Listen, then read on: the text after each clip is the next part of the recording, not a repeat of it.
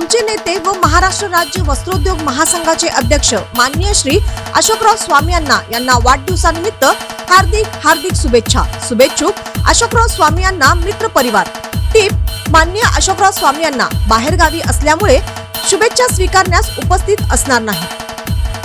इचलकरंजी शहरातील दूषित पाणी प्रश्नी गंभीर बनत असून याबाबत तातडीने उपाययोजना कराव्यात अशी मागणी दिव्यांग कल्याण सेवा संस्था यांच्या वतीने करण्यात आली आहे।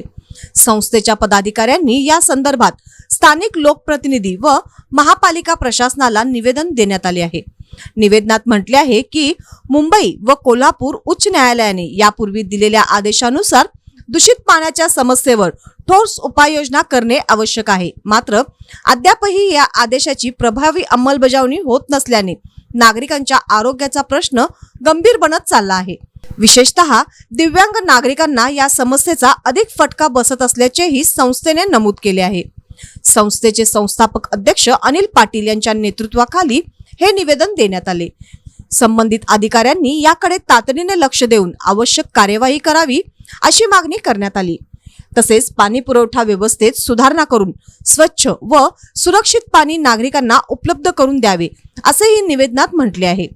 दरम्यान कोल्हापूर जिल्हा विधी सेवा प्राधिकरणाकडूनही या प्रकरणी आवश्यक ती कायदेशीर मदत घेण्याचा सल्ला देण्यात आला आहे।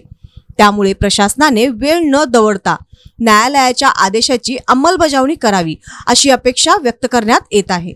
या निवेदनावर राजकुमार गेजगे, केरबाक रेंदाळकर, पंडित ढवळे, सदाशिव गदाळे, मनोर आमने, पंडित ढवळे, प्रभाकर मस्कर, वैभव सोनटक्के आदींच्या सह्या आहेत।